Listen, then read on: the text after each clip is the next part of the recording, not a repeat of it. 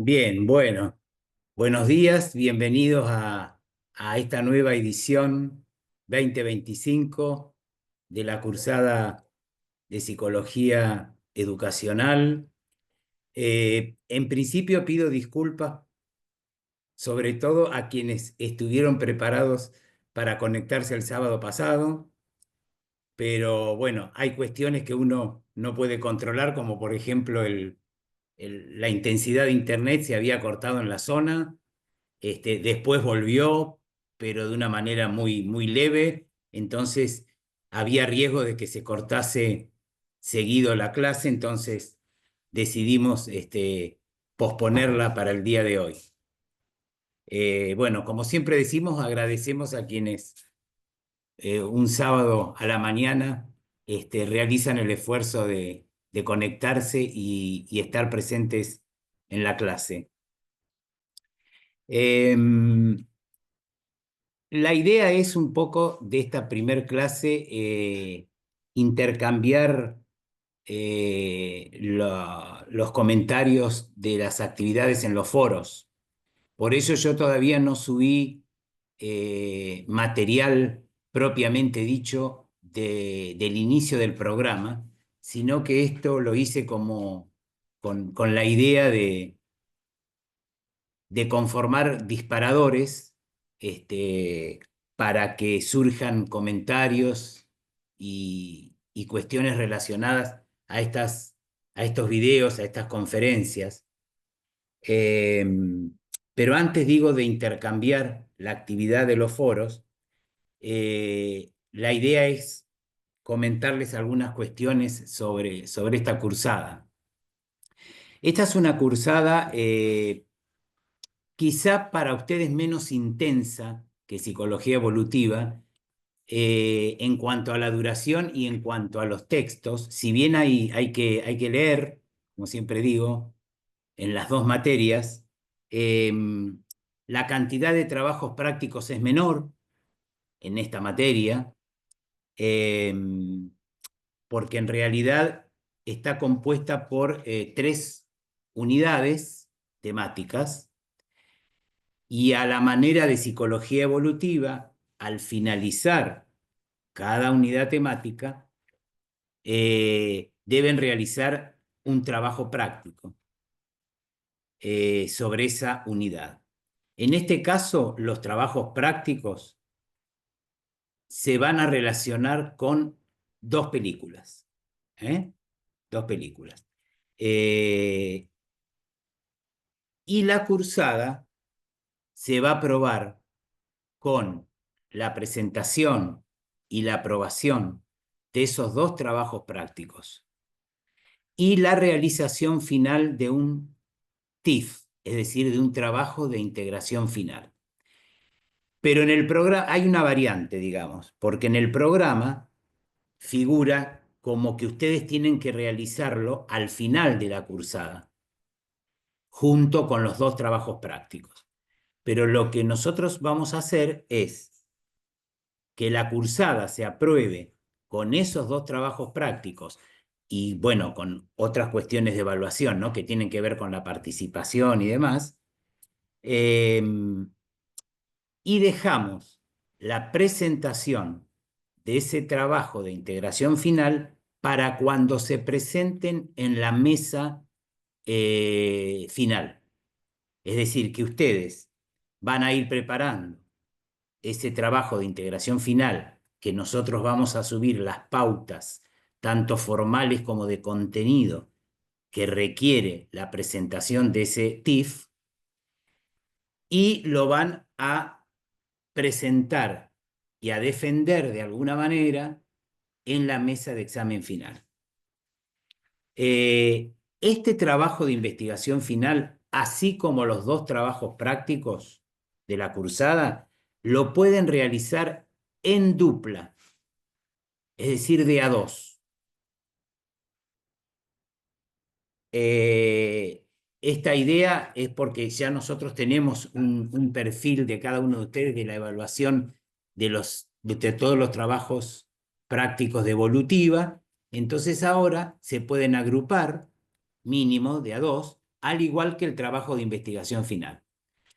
Esa dupla que se conforma para la realización del trabajo de investigación final no es obligatorio que los dos integrantes se presenten en la misma mesa, porque puede ocurrir que uno de los dos, por distintas circunstancias, puedan presentarse en mesas distintas, en fechas distintas, entonces se les va a tomar a los dos el mismo trabajo, o sea, van a tener que presentar y defender el mismo trabajo, pero en distintos tiempos, digamos, ¿no? Entonces, esa va a ser la dinámica y la modalidad tanto de la cursada como del examen final. La idea es que ustedes envíen unos días antes de la mesa, de la fecha de la mesa final, ese trabajo integrador final para nosotros leerlos y si hay alguna cuestión para modificar, lo puedan hacer. ¿Se entiende? Bien. Ese trabajo de integración final consiste en la elección de ustedes acerca de algún tema que puede ser algo concreto, algo real o algo ficticio, que ustedes elaboren en relación a los temas de la cruzada. Con una presentación, un desarrollo y una conclusión final. La elaboración de una hipótesis, si eso se comprueba o no se comprueba, y la conclusión. Después lo vamos a subir más en detalle esas pautas para la realización del TIF. Pero el caso puede ser un caso concreto que ustedes elijan, un caso imaginado, un artículo, en fin, algo que ustedes puedan trabajar aplicando los conceptos de alguna manera adquiridos durante la cursada, así como enlazarlos con los conceptos de los distintos autores, ¿no? Por eso es un trabajo de integración final. ¿Eh? Bien, yendo al programa en sí, que seguramente muchos de ustedes ya lo han ojeado, la psicología educacional fundamentalmente es la disciplina que intenta dar cuenta de alguna manera del proceso enseñanza-aprendizaje y del modo que adopta ese proceso de enseñanza-aprendizaje en cada tiempo estructural de la vida de la persona, ¿no? Entonces, este análisis no puede hacerse al margen de otros aspectos que son muy importantes y que nosotros lo vamos a ir viendo a lo largo de la cursada, como por ejemplo el rol docente, la convivencia en las escuelas, recordando lo que habíamos visto en psicología evolutiva, que la escuela no es solamente un lugar en donde se brindan conocimientos, sino que es un lugar donde se convive. Entonces, a partir de esa convivencia, vamos a ir viendo cuáles son los roles, cuáles son las interacciones, los vínculos interpersonales entre alumnos-alumnos, entre familia y escuela, entre docentes-padres. Vamos a trabajar sobre algunas temáticas relacionadas con el abandono o el fracaso escolar, y vamos subiendo al aula tanto teóricos de la cátedra como textos de diferentes autores. Básicamente, el aprendizaje es entendido como un proceso con tres características, básicamente. Es un proceso constructivo, es un proceso integrativo y es un proceso interactivo. Es constructivo porque esta construcción va enriqueciendo, la construcción del aprendizaje, va enriqueciendo la manera del sujeto de estar en el mundo. Es integrativo porque en la apropiación del conocimiento no solo se pone a prueba lo cognitivo, lo intelectual, sino que existe una articulación o una integración, de ahí que es integrativo, con otros aspectos psíquicos, fundamentalmente con lo afectivo y con lo socio-relacional. Y finalmente, es un proceso interactivo por cuanto quien aprende interactúa con quien enseña, en un encuentro que es único e irrepetible. El primero, significando los contenidos que va incorporando y ampliando así de esta manera su conocimiento o su saber. Y el segundo, es decir, el docente, facilitando y otorgándole herramientas para que el aprendizaje tenga lugar. Es decir, se va a poner también especial atención en poder comprender que más allá de la materia específica que enseñan, los docentes deben tener el conocimiento, tanto psicológico como pedagógico, para transmitir ese conocimiento, al cual la psicología educacional hace un aporte bastante considerable. Bueno, como les dije, cada unidad temática se va a desarrollar con los contenidos teóricos correspondientes y un trabajo práctico. Al igual que el TIF puede ser conformado por 2 integrantes. Esto para los que se van sumando de alguna manera a la clase y que no lo pudieron escuchar. Los foros. Vamos a entrar a debatir un poco y a comentar el tema de los foros. En realidad, vuelvo a repetir que los foros fueron seleccionados como disparadores para poder activar comentarios y reflexiones que creo han surtido efecto porque realmente he leído todos,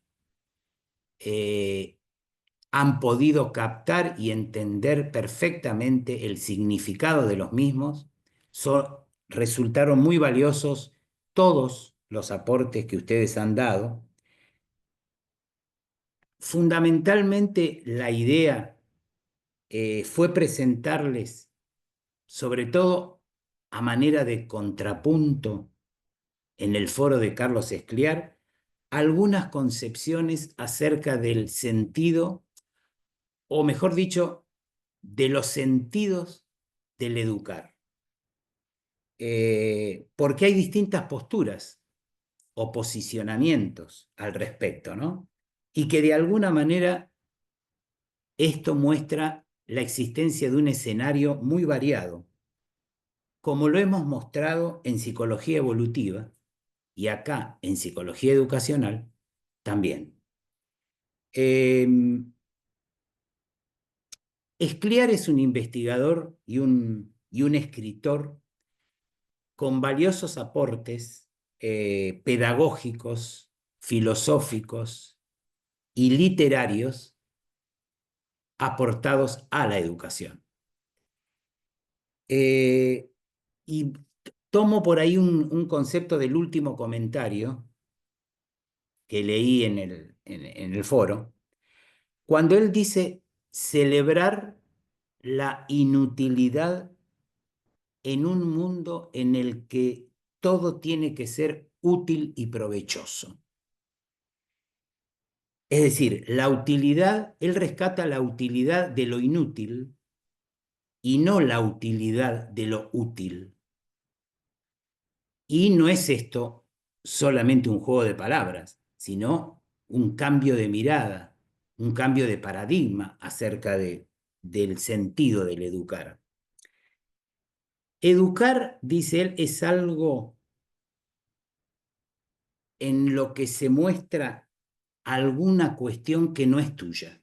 Es decir, ensanchando y multiplicando el horizonte de conocimientos.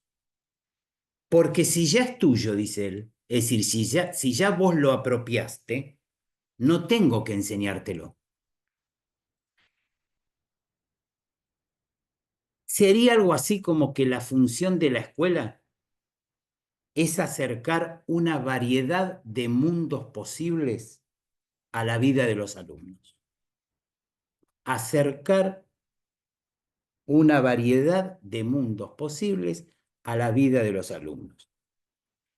Y en este sentido, él dice que no le gustaría que el significado del educar estuviese totalmente adherido a una imagen epocal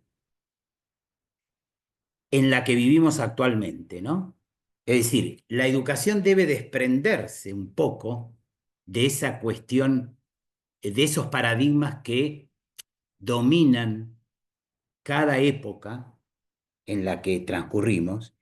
Y esto lo asocio con lo que yo les decía en la cursada anterior respecto de algunos conceptos que se manejan desde el enseñar en competencias o desde los mensajes que se emiten a nivel de coaching, ¿no? O sea, de entrenador, en donde se busca permanentemente obtener resultados eficientes, rápidos, a través de lo competitivo, del aquí y ahora, del entrenamiento, sin dar espacio al tiempo libre, al no estar siempre arriba, al permitirse estar triste, a duelar, ¿no? Entonces, eh, siempre el educar tuvo y tiene que ver con dos tópicos, dice Scliar, ¿no? Dos tópicos, el mundo y la vida. Ahora, ese mundo y esa vida son interpretados de manera distinta según la época en que transcurre nuestra vida, sobre todo dentro de un sistema macro, ¿no? Donde se bajan maneras de pensar, se bajan aspectos ideológicos, etcétera. Entonces, él dice, con respecto a estos dos tópicos del mundo y de la vida, hoy sería como salir al mercado y aprender a ganarse la vida. Y antes era salir al mundo y aprender a vivir. Es decir, bajo estas concepciones que son distintas, la educación transmite también concepciones diferentes. Y en un momento dado él dice no ser ingenuo con respecto a que claro que hay mercado, lógico, siempre hay mercado, pero no es todo el mundo eso. Ni siquiera el mundo más interesante, dice él, ¿no? Y ahora dice, me puse un poco anticapitalista y se sonríe. Es una conferencia bastante interesante, con un punto de vista particular acerca de la educación, eh, pero también leyendo otras cuestiones de Scliar en otros escritos. eh, Yo quería transmitirles algunas ideas que creo interesantes que él plantea. Él dice, por ejemplo, que los maestros deben recuperar un papel de compromiso con un mundo distinto. Necesitamos una educación que cuide a los chicos y a los jóvenes de los atributos de esta época. ¿Por qué dice cuidarlos y protegerlos?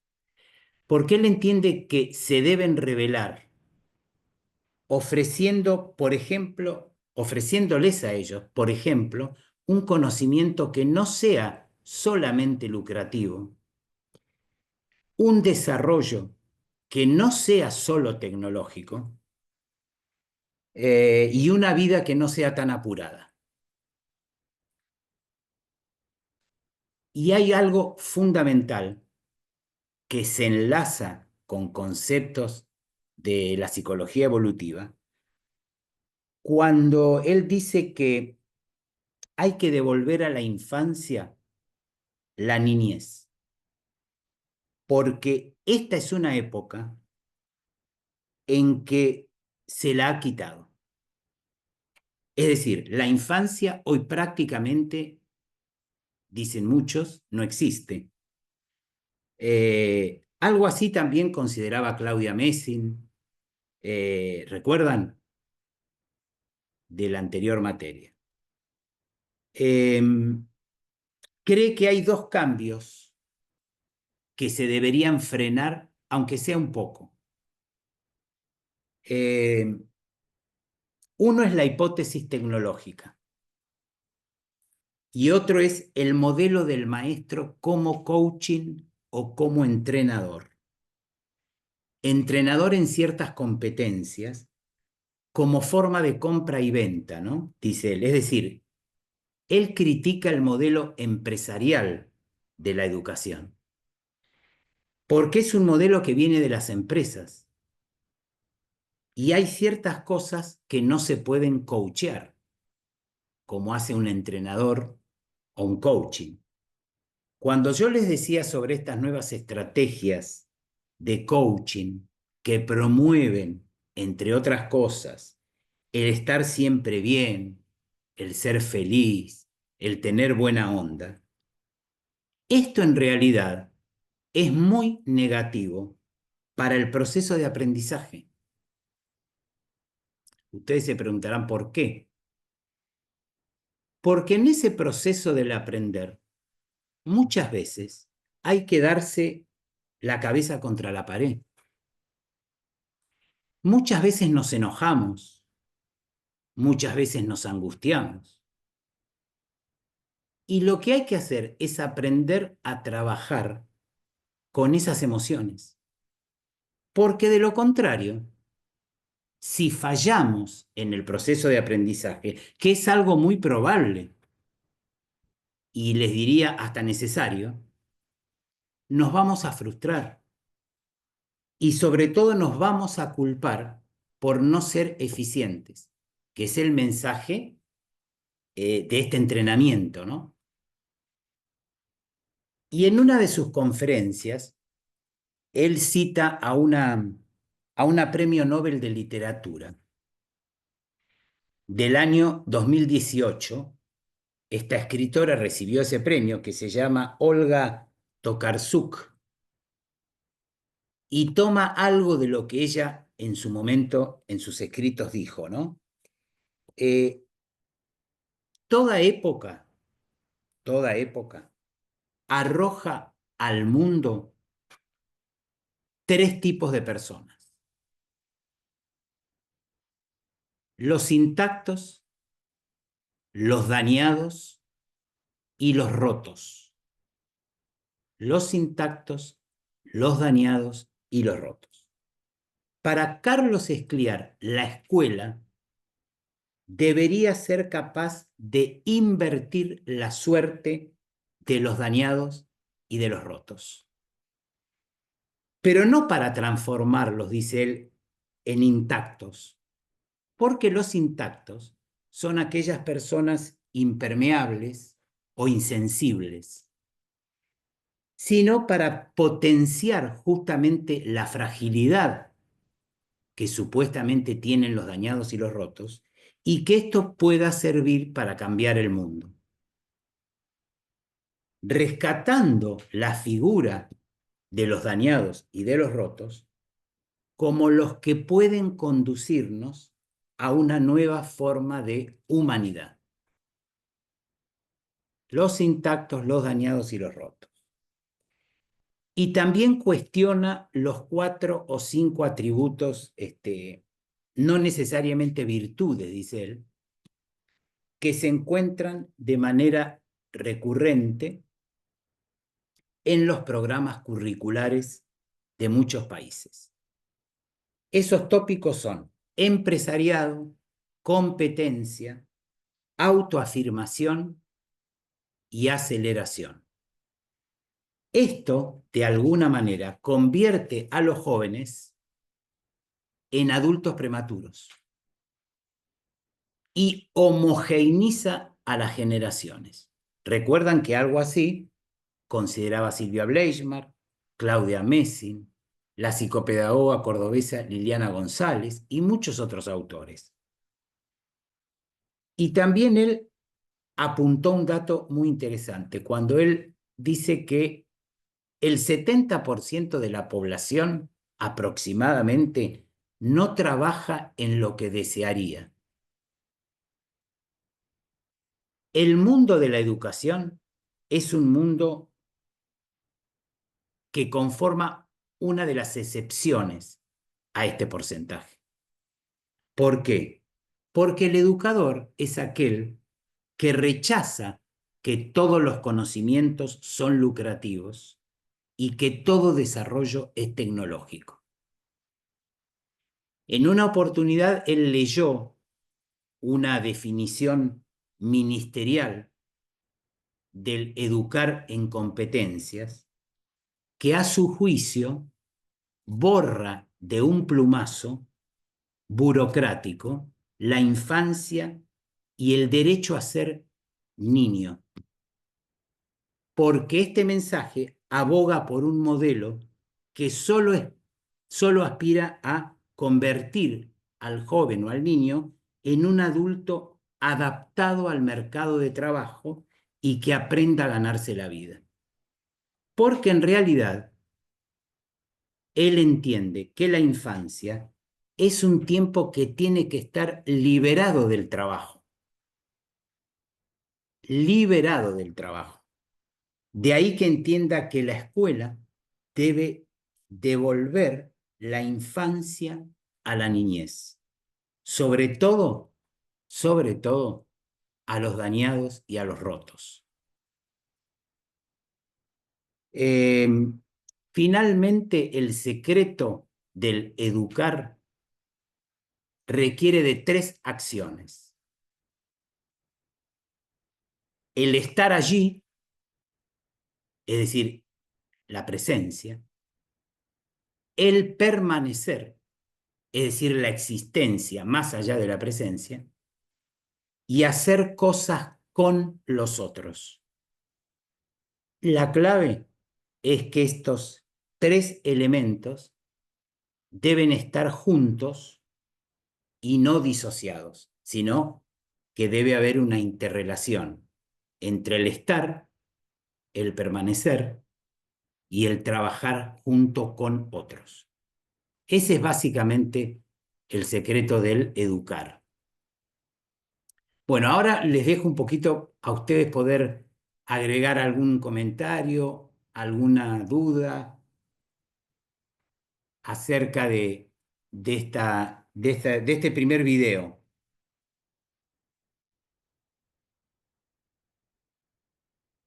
Pueden o no estar de acuerdo, con las concepciones que se expusieron.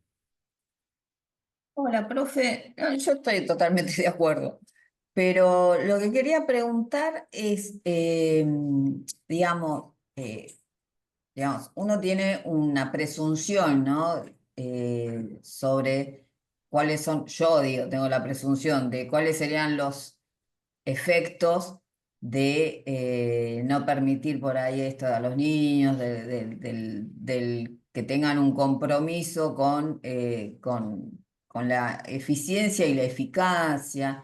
eh, pero, digamos, ustedes que obviamente tienen más experiencia, ¿cuál sería el resultado de por ahí no permitir esto de jugar, de que no se, digamos, de la no utilidad?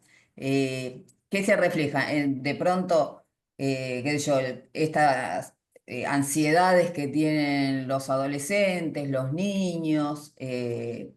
O sea, quería que usted nos cuente Hay, los efectos dañinos hay por ahí muchas, de... claro, Claudia, hay muchas cuestiones que vos estás planteando que tienen que ver con la educación enfocada hacia un determinado lugar, sin caer en fundamentalismo, porque en realidad es importante, hay aportes interesantes, de algunas cuestiones que tienen que ver con adelantos a nivel de la educación en competencias o de lo cognitivo y hacer mucho hincapié en eso.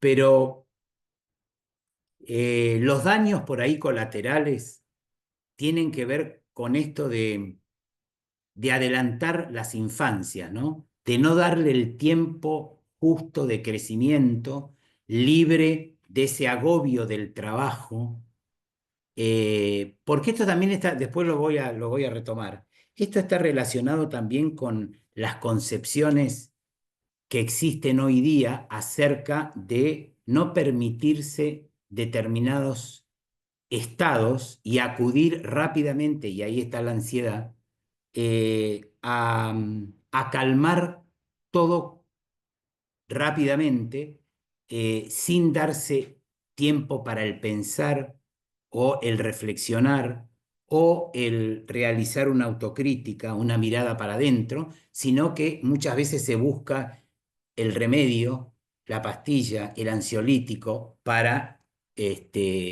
calmar esos malestares sin darle lugar a que se desarrollen.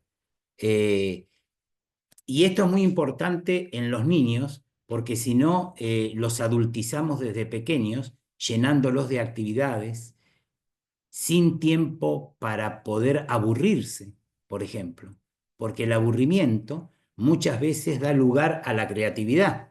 Entonces, en este mensaje de que no podemos dejar un minuto de realizar actividades, en este mensaje en donde todo tiene que ser eficiente y todo tiene que responder a las exigencias, eso también, además de otros factores, ese es un factor externo, un factor ambiental, un factor epocal que condiciona determinadas psicopatologías o cuadros clínicos en donde se ve, perdón,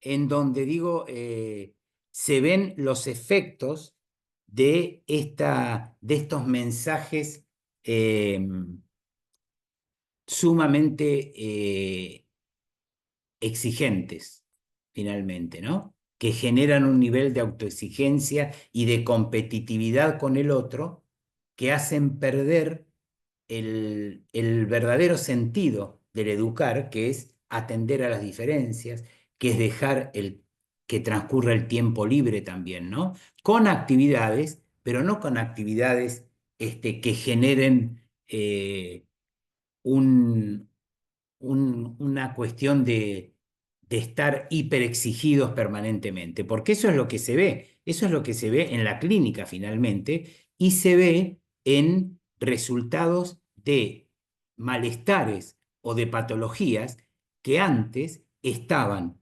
asociadas a una vida adulta. Ahora los niños están presentando malestares que tenían que ver antes con una estructura adulta. Ya lo están presentando desde mucho antes, ¿no? Ataques de pánico, crisis de ansiedad, entre otros. Entonces hay muchos efectos. El hecho de estar súper adaptado, pero al mismo tiempo eso revela un costo, ¿no? Eso es a costa de un costo personal. No sé si quedó claro. Sí, sí, profe, era lo que, digamos, lo que quería saber, si realmente, digamos, en la clínica se traducía esto de, Sí, digamos, que ¿sabés en qué? uno supone que ocurre, pero por ahí no a ¿Sabés ciencia en? cierta. Claro. Claudia, mira, hay muchas cuestiones que llegan al consultorio, sobre todo de niños, en donde son derivados por las instituciones escolares, y realmente uno se pregunta si frente a uno, más que el niño, no tendría que estar la institución, porque son demandas de la institución, no del niño, demandas que están articuladas por estos conceptos de, de que la diferencia en un niño, en el ritmo, por ejemplo, en el aprender, o en la distracción, o entonces, como eso es muy perturbador, se envía se hace una derivación a un psicólogo o a un psicopedagogo, entonces muchas veces se pregunta esto, ¿no? ¿Cuál es la verdadera demanda? ¿Qué hay detrás de ese mensaje o de ese motivo de consulta? Profe, y usted supone que esto de que, porque pasan, digamos, está muy digamos, de moda, ¿no? Hablar de, bueno, de las neurodivergencias, las neurodiferencias, conceptos que antes, digamos, obviamente uno entendía que las había sin poder definirlas, ¿no? Y de esto de justamente, bueno, como se incorporaron a las aulas niños que antes tenían que ir a colegios especiales, ¿no? Ahora, pero ¿qué le pasa a Sí, la institución? ¿Es la institución? ¿Son los docentes que tratan de que esos niños encajen como si fuera el jueguito ese que poníamos los cuadraditos, los triangulitos, y si no encajan, pasa esto de que los derivan? ¿Qué es porque yo lo noto en docentes jóvenes, ¿no? O sea, y generacionalmente, ¿qué es lo que digamos, qué es lo que falló, ¿no? Entre comillas, como para que no puedan tener esta mirada de que, digamos, que hay una variedad y que hay niños que se paran, otros que están sentados, o algunos que hablan, otros que atienden más, otros que atienden menos. yo creo que hay una corresponsabilidad en todo esto, porque muchas veces sucede que los docentes plantean problemáticas o problemas o dificultades que les están sucediendo en las aulas y los directivos hacen la vista gorda a ese reclamo del docente. Muchas veces el docente está realmente desamparado frente a el hecho de que las autoridades puedan reforzar o puedan apoyar o puedan contener lo que el docente les está transmitiendo, ¿no? Entonces el docente, es muy difícil ser docente en la actualidad porque esa dificultad no tendría que obstaculizar, porque la complejidad está dada en la diversidad. Justamente hoy día las aulas las habitan individualidades muy diferentes entre sí y eso complejiza al docente. Antes, como los mensajes eran de homogeneización, se entendía que todos debían aprender al mismo tiempo, todos tenían una estructura o una historia familiar donde no se contemplaba la diferencia, pero en la diversidad también está el enriquecimiento. Los docentes muchas veces están agobiados frente a situaciones de violencia que antes no ocurrían de la forma en que ocurren hoy, pero que siempre, como hemos visto, creo, en evolutiva, siempre la escuela tuvo situaciones de violencia. Las formas han cambiado, pero nunca ha sido fácil la convivencia entre las generaciones donde hay tres lugares básicos de convivencia entre generaciones: la educación, la familia y el trabajo. Ahí se ve la convivencia entre las generaciones y entre los géneros, que nunca fue fácil. Bien, ¿algún otro Perdón, comentario? Sí, perdón, profe, no sé si se escucha bien. Eh, Flavia, sí, se me gus- escucha bien. Me gustaría pedirle, por favor, si puede ampliar el concepto de educación por competencias para saber si lo estoy interpretando bien. A ver, ¿qué es lo que interpretaste, Flavia? Te cambio la... Sí, bueno, no estoy segura de estar del todo apta para hablar sobre eso, pero me imagino, o al menos alguna vez estuve tuve la oportunidad de mirar, eh, en realidad me acuerdo, me quedó marcado un cuento donde le pedían, por ejemplo, a una tortuga, em, competir con, no sé si era una liebre o una cosa así. Entonces, la reflexión final del cuento era que tal vez le estábamos pidiendo a la tortuga em, Claro, avanzar, digamos, ciertas competencias para las cuales no está, no tiene esa destreza, pero sí tiene otras destrezas que uno puede potenciar, em, para que ella pueda tener un desempeño exitoso sin claro, sin compararla exigirle. con la liebre. Exacto, pero no sé si va por ahí o va por otro lado cuando usted se hace referencia a ese tipo de educación. ¿Y cómo No, sería no, en tiene que un ver con aula eso. real? Sí, sí, Bien, tiene que ver con eso. Tiene que ver con eso. Eh, Ha habido muchos avances en este sentido de las competencias. Yo me refiero sobre todo al aspecto negativo de la competencia, que sería como pedirle a la tortuga que sea una liebre. No lo va a lograr y eso generalmente frustra. Y entonces lo importante es aceptar que todos tienen recursos y capacidades eh, para enfrentar distintas situaciones, pero lo hacen de distinta manera. Eso lo vamos a desarrollar incluso, Flavia, en algunos tramos de la cursada, el educar en competencias. Incluso en evolutiva yo les subí, creo, algo, no recuerdo bien, lo voy a revisar. Pero bueno, básicamente estás orientada en relación a lo que significa a través de un cuento, que es algo simbólico y metafórico, de lo que sería el educar en competencia. Es decir, tiene pro y tiene contras, creo yo, el educar en competencias. Pero lo más negativo, vuelvo a repetir, es bajar una idea competitiva y de éxito permanente que tienen que tener las personas. Bien, ¿algún otro comentario o aporte? Porque realmente han sido muy valiosos los aportes que han brindado en el foro, ¿eh?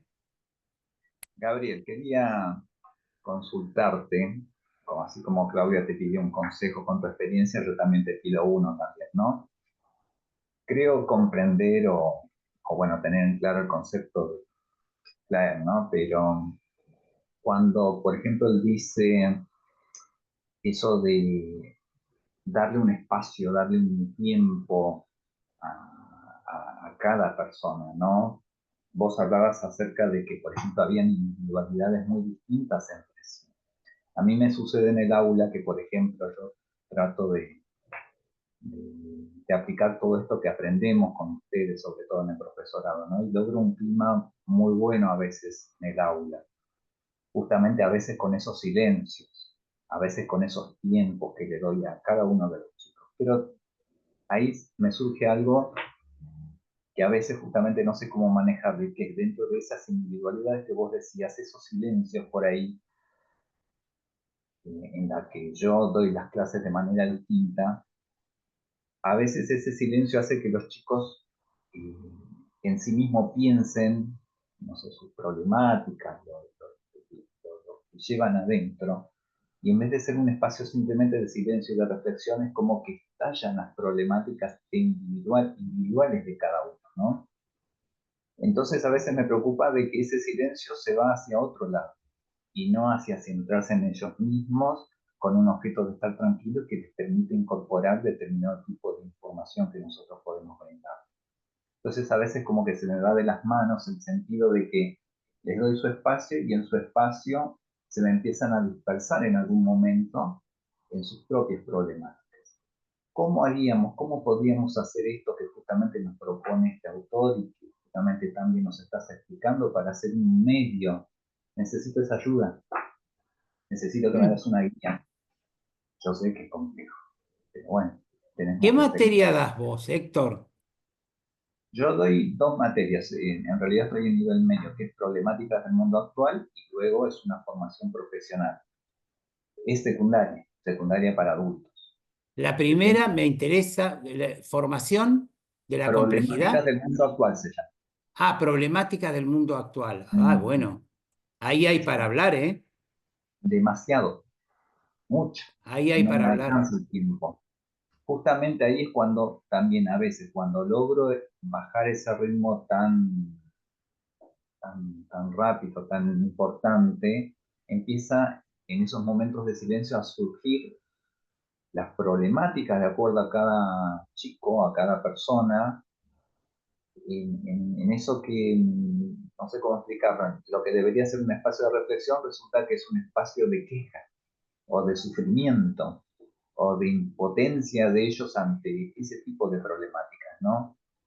Entonces a veces se me complica esto, ¿no? En eso mismo que decía este autor y que por ahí nos repetías, darle su espacio para que reflexionen sobre ellos mismos. Pero ¿cómo hacerlo cuando hay tanta problemática en el hoy, ¿no? Que también lo estábamos conversando, ¿no? Hace un momento. Mirá, se me ocurre pensar en lo que es el aprendizaje significativo. No sé si ustedes ya lo vieron en otras materias, nosotros lo vamos a desarrollar en esta. El aprendizaje significativo tiene que ver con un aprendizaje experiencial, basado en la experiencia. El aprendizaje significativo es lo contrario al aprendizaje memorístico, mecánico, sino que es un aprendizaje, el significativo, eh, donde es muy importante que el docente pueda trabajar sobre las experiencias y los conocimientos previos que tienen los alumnos para que ese aprendizaje tenga mayor llegada, sea más efectivo y pueda finalmente darse el lugar al aprendizaje del conocimiento. Te digo esto porque sería muy enriquecedor conocer las experiencias de esos alumnos en base a tareas que vos le puedas dar en donde ellos puedan trabajar estas cuestiones que vos decís que las verbalizan, que las hagan por escrito, en alguna actividad que vos puedas pensar como para que ellos puedan transmitir sus propias vivencias, pero en un escrito. Eso lo vamos a ver y en eso ya les adelanto que tiene que ver un trabajo práctico. Después podemos hablar sobre eso y retomar estas inquietudes tuyas después de la realización de ese trabajo. ¿Eh? Pero imagino que es una materia muy interesante, Héctor, para trabajar desde esto que se le complica. Yo entiendo que se complica, ¿eh? ¿Por qué? Porque vos salís de la zona de confort. Vos salís de una situación en donde das la clase y te vas. Ahí hay muchas cuestiones que surgen que tiene que ver justamente, justamente con lo que decíamos al principio, que la escuela no tiene solamente la función de transmitir conocimientos, sino de presentar mundos diferentes a los alumnos. Y sin ningún lugar a dudas, que tu materia tiene que ver mucho con esto de las diferencias individuales. Qué linda materia. ¿Cuál es tu profesión, Héctor? Yo soy abogado y estoy doctorando en Derecho en la Universidad de Rosario. Ah, claro. Muy bien. Bueno, si no hay más comentarios o inquietudes, yo quería enlazar un poco estas ideas de Scliar o estas ideas del educar desde su mirada, con las de otro autor. En realidad, este otro autor ya no vive, se llama Cornelius Castoriadis. Cornelius Castoriadis. Acerca de la educación. Castoriadis fue un sociólogo y un filósofo griego, esposo de una prestigiosa psicoanalista italiana, que los psicólogos que están en el grupo este de Cursada han leído seguramente muchas cosas de ella. Ella es Piera Aulanier. Castoriadis era su esposo. Y él decía que vivimos en una sociedad que apunta a la heteronomía. Es decir, a la perturbación del sujeto porque su constitución la atribuye siempre a otros. Ese otro puede ser Dios, puede ser el destino, puede ser el mercado, puede ser la estructura, pero siempre a otro. Eso es la heteronomía, contraria a la autonomía. Y en este sentido, la educación no solo transmite los contenidos y la cultura de una sociedad, sino que generalmente la educación refuerza la idea de la heteronomía. Es decir, que las leyes y las normas que rigen la vida social son impuestas desde fuera, en lugar de ser creadas o aceptadas libremente por sus integrantes, que puede ser un poder político, religioso, o no, o simplemente normas culturales y sociales muy arraigadas, que forman parte de la moral de un pueblo, ¿no? O de una ciudadanía. Los discursos educativos, resultan siempre ideológicos. ¿Por qué? Porque a partir de los discursos educativos se promueve y se orienta a los estudiantes y a los colectivos a que sus acciones, sus expectativas, sus deseos concuerden con los proyectos e intereses políticos de los grupos gobernantes y de las clases sociales a las cuales esos grupos les sirven. Y en la actualidad, decía él, se ve la educación impactada por las significaciones del neoliberalismo. Este autor agrega que la globalización y el neoliberalismo han logrado colocar a la economía como columna vertebral, haciendo que la racionalidad del capitalismo invada todas las áreas de la sociedad, ¿no? Él entendía que el paradigma tiene que ver con el homo economicus, es decir, con el hombre económico, calculador, que se comporta como una computadora, maximizando el placer, sobre todo el individual, y el beneficio, sobre todo el personal. Entonces, sería como el hombre del consumo, dominado por esa ansia de comprar para poder ser feliz, ¿no? Convocado a educarse para ser empresario de sí mismo y para adquirir las competencias necesarias para insertarse en el precario mercado laboral. Y aparece un fenómeno que este autor denomina el avance de la insignificancia. El avance de la insignificancia, que es lo que caracteriza en realidad a una sociedad que está impedida de alguna manera de proponer un sentido que aspire al desarrollo colectivo, perdiendo fuerza, perdiendo sentido, conceptos como la libertad, la autonomía, la igualdad.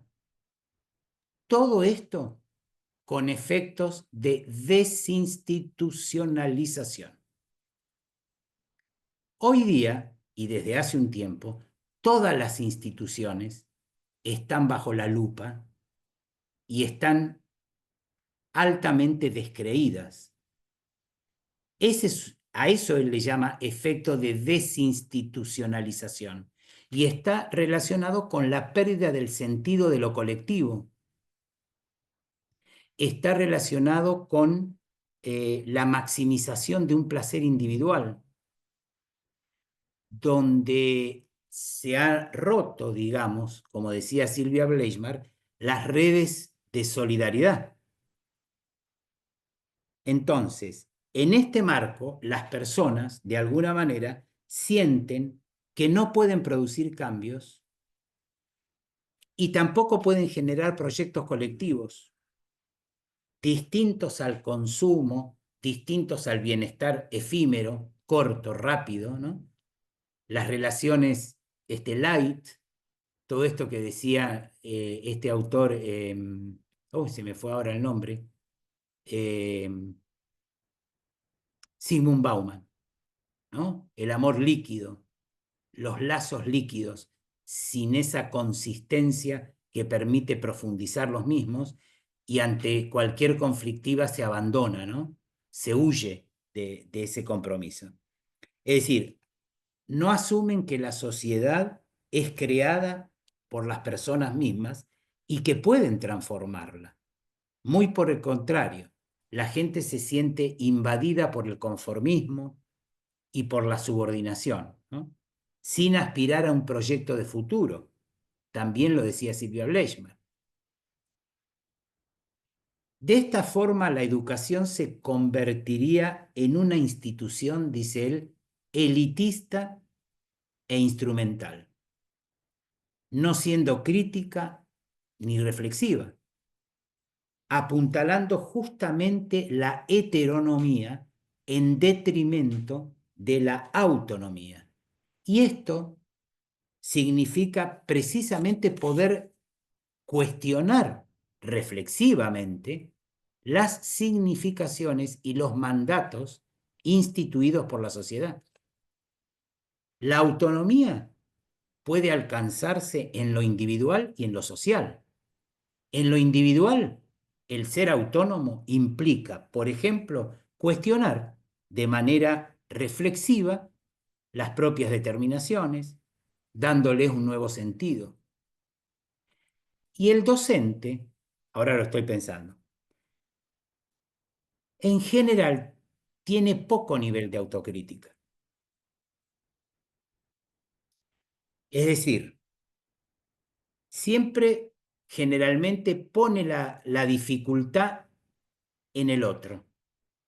Muchas veces señala al alumnado como el responsable de las dificultades cuando no se pregunta la manera en que transmite el conocimiento, el estilo que tiene de llegar a los estudiantes, porque muchas veces les puedo asegurar que el abandono escolar o el fracaso escolar no se debe muchas veces, eso lo vamos a ver, a cuestiones intraindividuales del alumno o alguna dificultad o alguna patología. No, tiene que ver con factores vinculares, sociales, afectivos, sobre todo en el nivel primario, donde la constitución de ese alumno está en plena formación. Distinto es un estudiante universitario, donde supuestamente ya tiene nuestra estructura, tiene más formados los rasgos de personalidad, pero ojo, cuando uno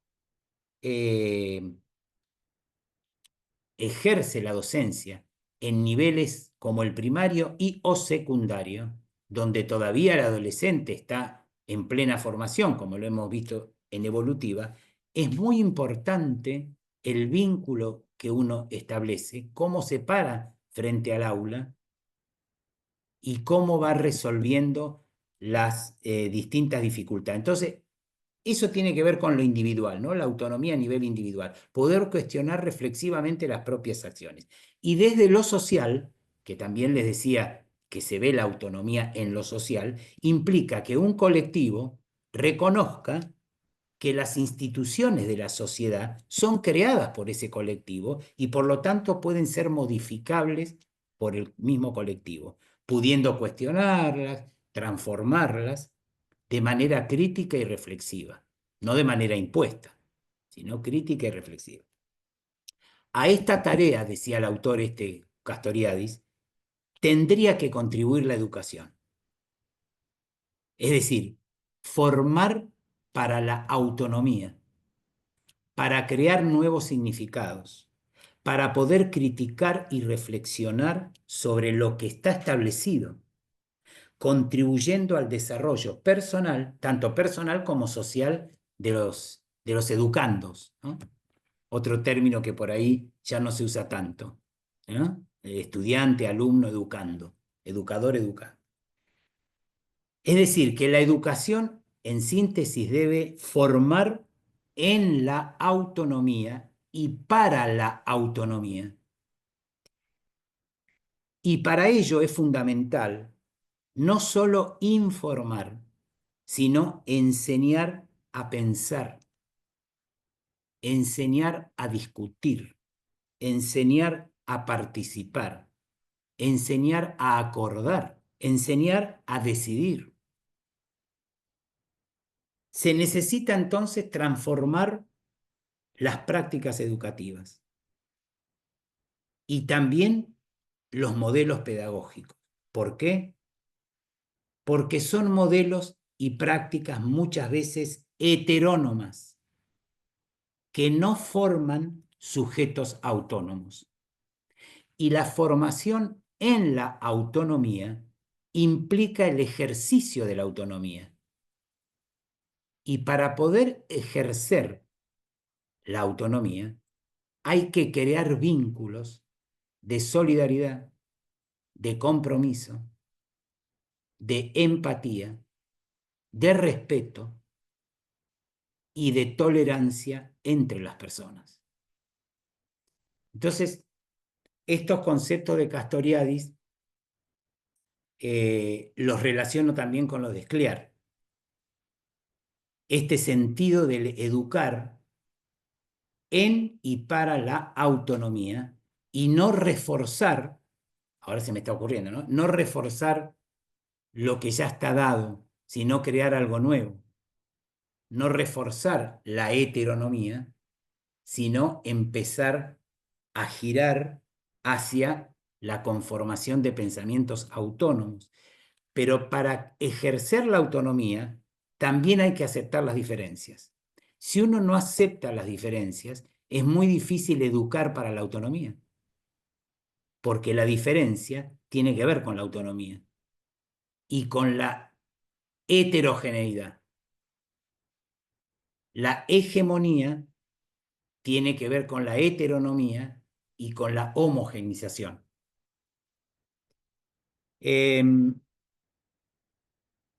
¿Qué otra cosa quería transmitirles? El video el otro video, no el de Carlos Escliar, sino el Del zapato. el del zapato perdido. El del zapato perdido. Miren, la historia de eso, en realidad, en mi caso, tiene que ver con lo que se llama la traspolación de contenidos en educación. La traspolación de contenidos tiene que ver cuando uno traspola un conocimiento de un saber a otro saber. A ver si me explico un poco más en relación al zapato perdido. Yo lo incluí en el profesorado, pero no a partir del profesorado.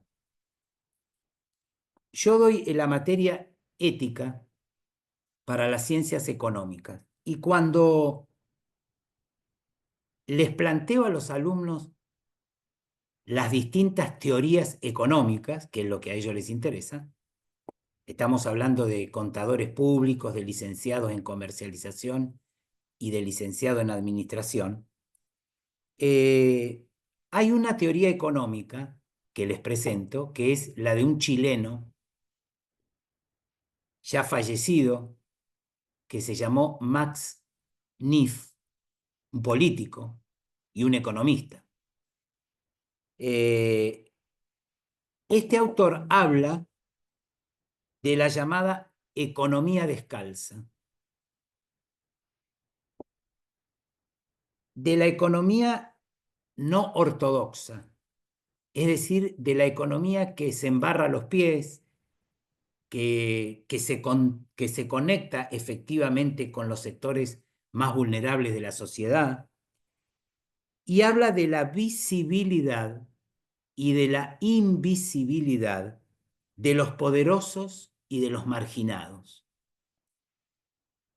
Él entiende que los marginados son aquellos sectores vulnerables de la población, los obreros, los constructores, las clases más bajas y más desprotegidas de una sociedad, son los que están invisibilizados, pero que son también los que permiten que la historia se haga visible sin ser ellos vistos ni escuchados. Entonces, esto, digo, ¿cómo lo puedo transportar este contenido que surge de lo económico a lo educativo? Entonces me aparece este cuento del zapato perdido, que justamente habla de la invisibilidad y de la visibilidad, ¿no? Cómo se invisibiliza un drama real y cómo se visibiliza algo tan pequeño como la pérdida de un zapato, ¿no? De Pablo Gentile, ¿no? Que es un educador que está radicado en Brasil hace muchos años. ¿Se dan cuenta cómo pude traspolar ese conocimiento que yo lo adquirí en la economía, digamos, para la economía a la educación, donde en ambos casos se habla de la visibilidad y de la invisibilidad? Es decir, que hay puntos de contacto.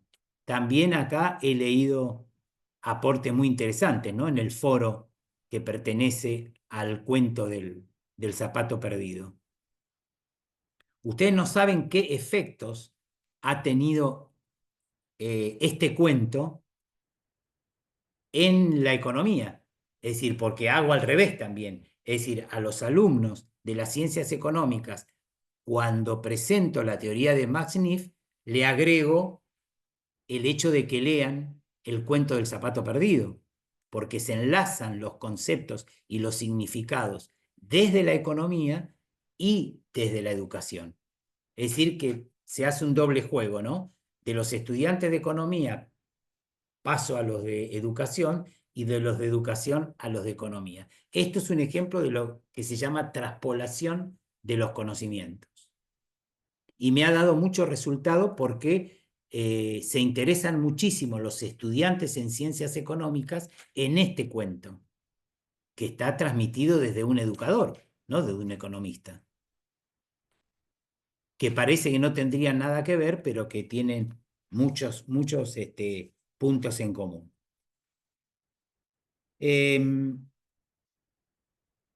Yendo un poco a esto de los mandatos, de los mensajes de la época actual, para darles una visión macro, más allá de la materia, y más acá también de la materia, ¿por qué no?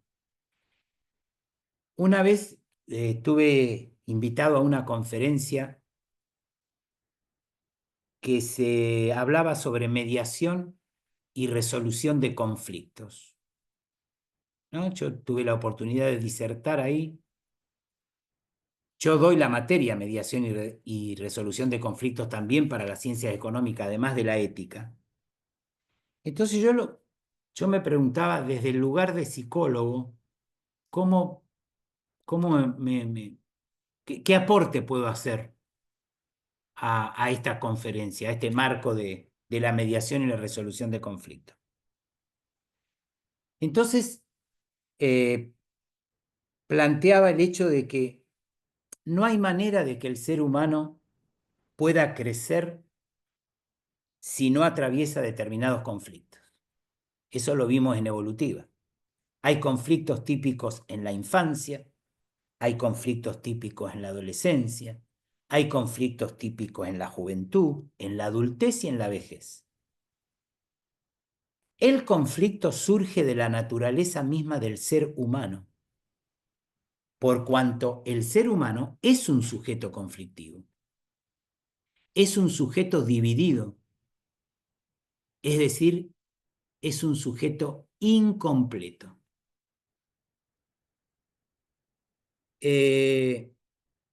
Los conflictos son parte de la vida.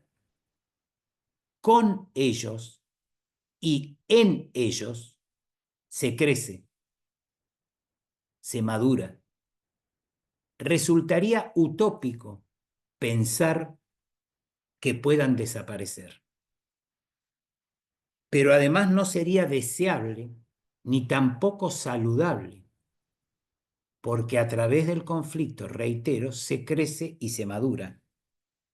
El conflicto bien gestionado es aprendizaje, es posibilidad, es apertura, es una llamada al cambio. El tema está en cómo uno lo resuelve.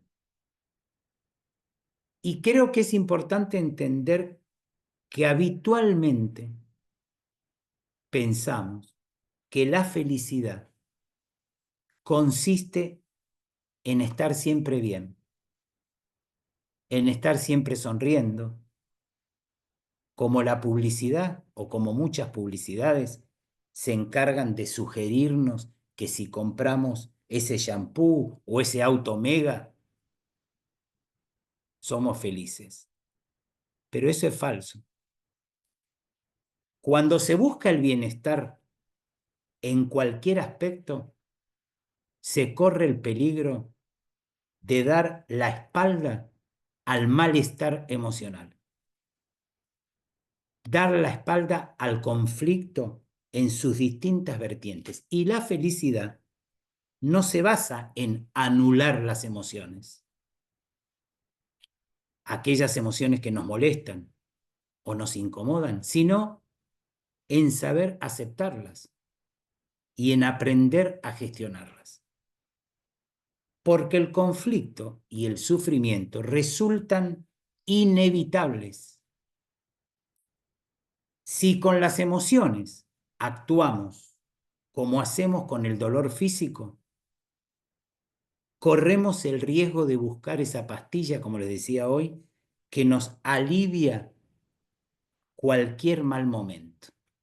Y cuidado, la química muchas veces resulta necesaria para situaciones realmente duras, realmente complejas. No estoy en contra de eso. Pero si echamos un vistazo a los números de venta de ansiolíticos y de antidepresivos, vemos que estos van creciendo considerablemente. En una época como la nuestra, en la que se supone que lo importante es la eficiencia y el rendimiento, los adultos suelen utilizar medicamentos para dormir, para bajar los niveles de ansiedad, para adelgazar o para rendir todo lo que se espera de nosotros. Y este modelo se transmite a los niños. Vuelvo a lo que decía Claudia, la pregunta de los efectos. Siendo alarmante la medicalización en esta temprana etapa de la vida. Alarmante. Entonces, con tal que se responda a lo esperado, cualquier medio es bueno. Es decir, algo externo ayuda a sentir o a hacer lo que no se puede solo. El verdadero tema es resolver los conflictos que impiden dormir, que impiden comer o que impiden sentirse bien. Pero lo que se busca es lograr de manera instantánea el efecto buscado a cualquier costo. En lugar de preguntarse por lo que ocurre, se tapona eso con algo. En lugar de preguntarse por lo que ocurre, se tapona, por ejemplo, con drogas el problema. Entonces, el consumo desenfrenado aparece como parte de un ideal cultural, con la tendencia a llenar todos los vacíos con objetos. De esta manera, los vínculos quedan en un segundo plano. No hay tiempo para desear, no hay tiempo para pensar.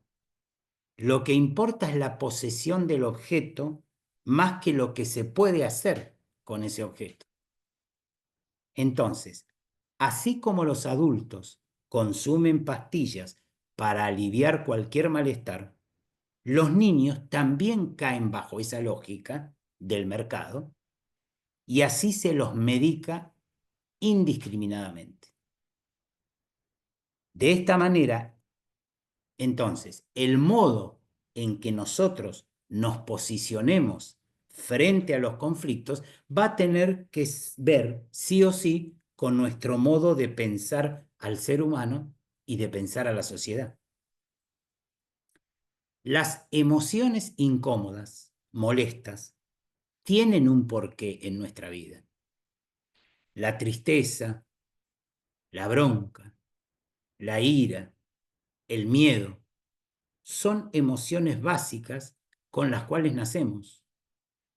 Nos ayudan a sobrevivir, pero como nos causan sufrimiento y nos producen rechazo, hacemos cualquier cosa por ignorar esas señales, distraernos de esas señales y superarlas rápidamente. El bienestar no se encuentra en la ausencia de dichas emociones.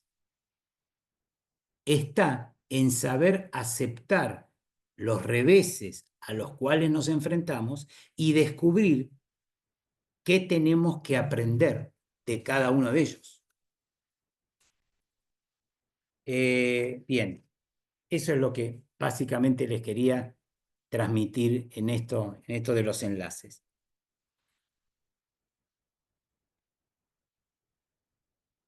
Algunas reflexiones que pueda escuchar de los participantes.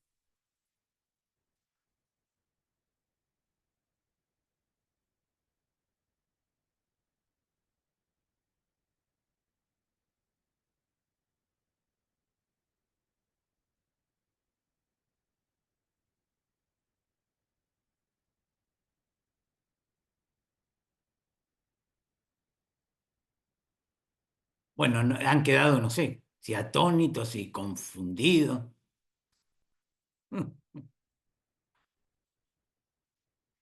No sé si se interpreta por ahí la relación entre los temas.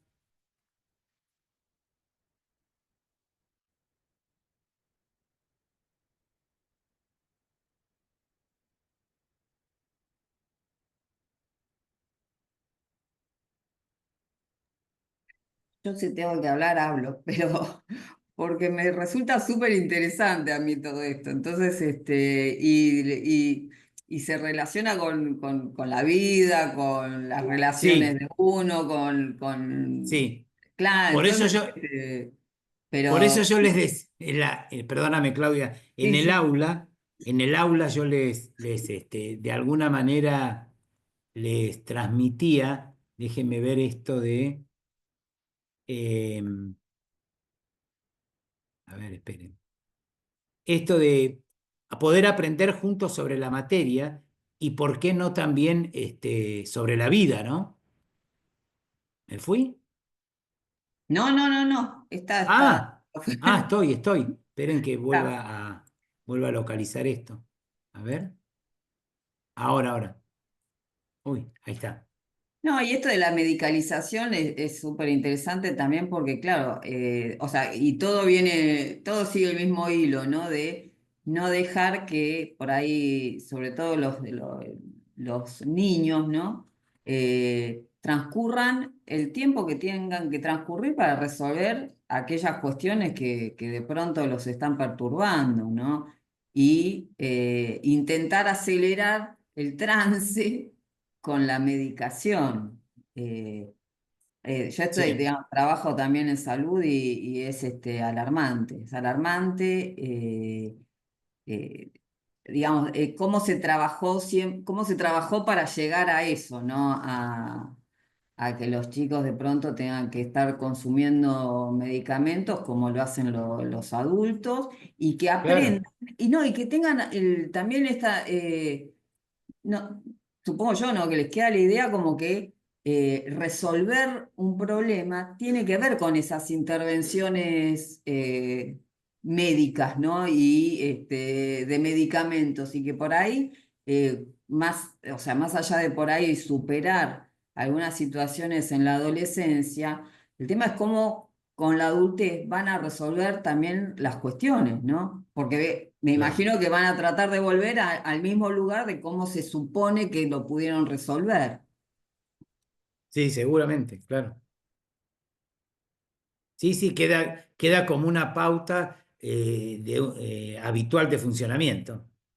Queda Y también se instalada, ¿no? relaciona con esto de la heteronomía, ¿no? Que la solución está afuera y no está en la autonomía, ¿no?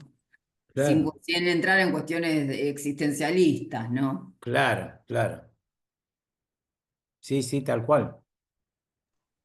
Creo que en los profesorados nos falta alguna preparación para actuar o para gestionar ante los conflictos, ¿no? Eh, a mí me sorprende que hoy en el 2025 estemos hablando de bullying, ¿no? Eh, después de tanto, tanto que se habla que permanentemente se expone, ¿no? Pero lo que yo veo que en muchos colegas docentes, por ejemplo, no se sabe orientar, no se sabe justamente cómo tratar de solucionar o de gestionar los conflictos cuando surgen en el aula, ¿no?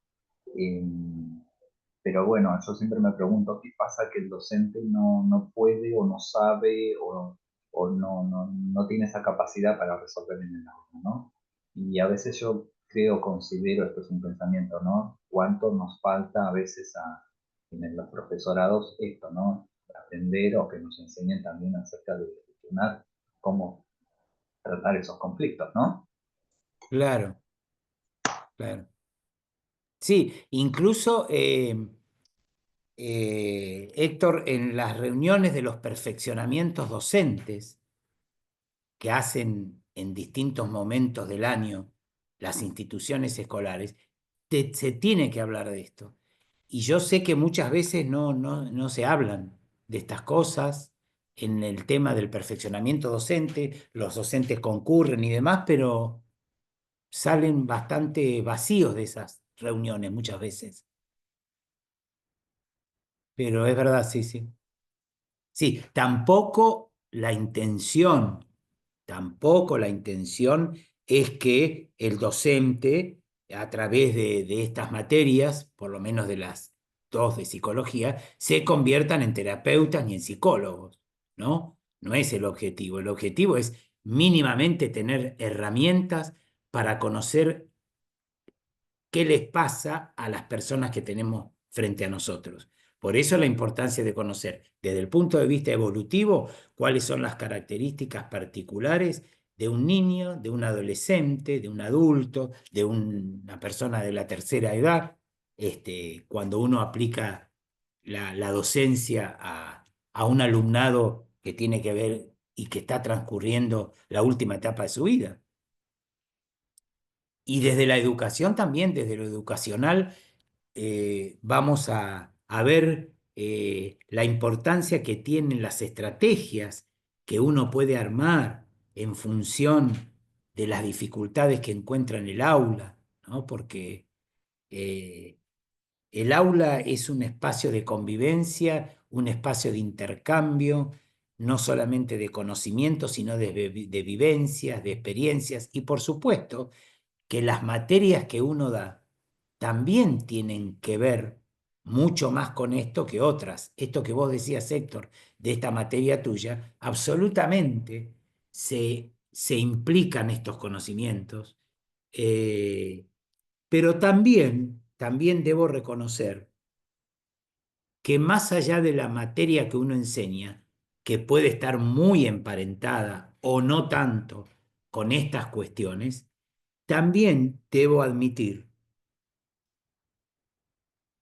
que más allá de la materia que un docente puede enseñar, es muy importante el estilo que tiene particular de dar esa materia, el estilo particular que tiene de conectarse con los alumnos, porque profesoras o profesores de materias supuestamente alejadas de la implicancia en estos conocimientos y en esta cuestión de lo afectivo, de la sensibilidad y demás, como por ejemplo materias de matemáticas o materias de economía, por el estilo en que se relacionan con esos alumnos muchas veces ante una dificultad que tienen personal, individual o familiar, después de hora, cuando termina la materia, se acercan a esos profesores a plantearles algunas cuestiones personales de por qué no pudieron presentar el trabajo o de que se sienten muy angustiados y son profesores de matemática. Es decir, que acá está el tema de que uno, además de transmitir el saber que tiene la información, el docente transmite muchas otras cosas a los alumnos con las cuales ellos se pueden sentir identificados y decir, esta profesora me va a poder entender lo que yo le puedo decir o me genera confianza poder transmitirle un problema súper personal, hasta de violencia incluso, intrafamiliar a profesores que no son psicólogos, ni que están dando materias que tienen que ver con eso. Entonces me pregunto, y confirmo esto, de que uno, es muy importante la parada de uno como docente, más allá del saber que enseña. Por supuesto que este saber lo tiene que conocer, eso es básico, pero va mucho más allá su presencia, su existencia y su trabajar con otros, como decía Scliar, ¿no? Estos elementos combinados, porque uno puede tener presencia, pero no puede tener existencia, puede tener presencia y no trabajar con los otros, es decir, una presencia formal, una presencia de dar la clase, mirar el horario y retirarse, sin más. Bueno, esto tiene que ver también, hay una propuesta en una unidad que es muy interesante, porque muchas veces es muy común encontrar bibliografía sobre aspectos pedagógicos y sobre aspectos didácticos en los cuales los profesores se apoyan, pero no es común encontrar bibliografía o clases referidas a la personalidad del profesor, es decir, a los aspectos psicológicos. Y nosotros en una unidad vamos a ver cómo los profesores, con sus determinados rasgos de personalidad individual, también transmiten determinado tipo de clases y crean un determinado clima áulico en función de esos rasgos de personalidad que tienen. Por eso es muy difícil dejar los rasgos de personalidad fuera del aula y transmitir otros. Uno transmite en función de la estructura que tiene también. Entonces vamos a ver en ese punto los distintos estilos de personalidad que tiene cada profesor y cómo eso se lleva a la educación y al ámbito áulico. Bien. Bueno, es hora de ir despidiéndonos si no hay más comentarios o inquietudes o aportes. Flavia, ¿vos estabas por levantar la mano o yo te vi con esa intención, pero no es así? No, no, profe, estaba reflexionando sobre lo que usted decía, no. Ah, Gracias.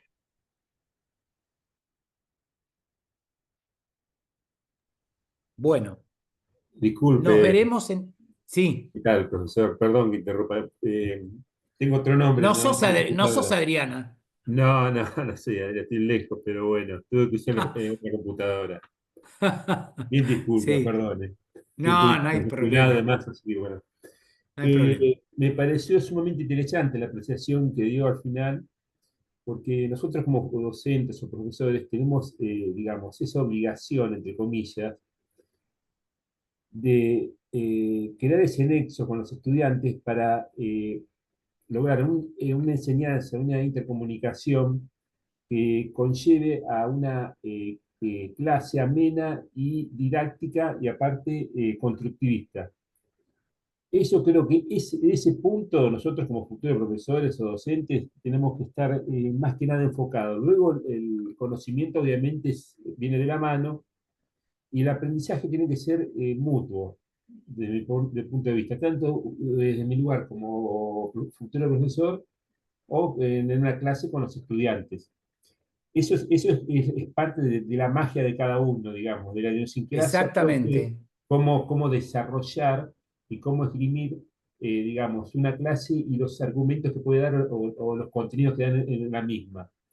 Es un trabajo muy, muy, muy, digamos, quisiera desde mi punto de vista, un proceso más allá de la forma de ser de cada uno, y un aprendizaje interno, como futuros docentes, profesores, que nos va a enriquecer a nosotros y va a enriquecer en el sentido de mancomunión con los estudiantes en un aula o distintos tipos digamos, de ámbito escolar, universitario, etcétera, etcétera. Me pareció absolutamente. interesante esa apreciación porque creo que ese es el punto fundamental. Luego podemos hablar del tema de medicación, que es muy interesante. Yo me sorprendió porque no lo estuve viendo, no lo tenía ahí, pero obviamente la medicación, usted como profesional lo sabe muy bien, creo que desde mi punto de vista, viene o conlleva el lado de la depresión del individuo, más que nada, del entorno, tanto familiar, social y demás. Hoy en día está muy, muy, digamos, desde mi punto de vista, arraigado, digamos, o inserto en la sociedad el tema de depresión.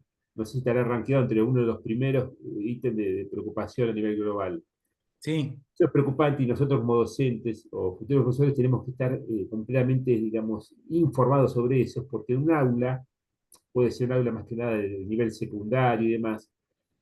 Todos esos argumentos, todas estas cuestiones son a tratar. Y como dijo usted en su momento, nosotros no somos psicólogos, nada, pero vamos a trabajar interrelacionar, no, perdón. Estamos en una escuela supuestamente en la cual existe un gabinete de pedagogía, psicopedagogía o directivos y demás a relacionar un tema específico, un estudiante que puede sufrir un tema de depresión o medicación, mediante la comunicación no propia de resolución, sino la comunicación interna con distintos tipos de áreas digamos, del nivel educativo donde estamos supuestamente a futuro ejerciendo un rol. Bueno, quería aportar ese tema. Disculpe que me conecté tarde, disculpe por lo de no, Adrián no, está y bien, también por lo muy extensivo bien. de lo que estoy No, no, diciendo. Es interesante. es absolutamente veraz esta cuestión de de la depresión y sobre todo resulta bastante alarmante para los operadores de la salud, sobre todo, y de la salud mental en particular, el hecho de cómo está incrementándose el número de suicidios en etapas juveniles. Es alarmante cómo está surgiendo esta cuestión de la autoagresión o las conductas autolíticas en etapas muy tempranas de la vida, ¿no? Lamentablemente, lamentablemente. Pero bueno, esto es algo también a revisar y a plantear en la agenda de la salud mental como un fenómeno que está creciendo. Bien, bueno, gente, nos vemos en el próximo encuentro que ya lo vamos a ir editando en el aula, la fecha y demás. Y a partir de hoy empezamos a editar ya los temas puntuales del programa, ¿eh? Y así vamos a ir haciendo hasta el próximo encuentro. Bueno, que Muchas tengan gracias. un feliz fin de semana y gracias por estar. Chao, Gracias, gracias. buen Igual fin a de para todos. todos. Gracias, igualmente para ustedes.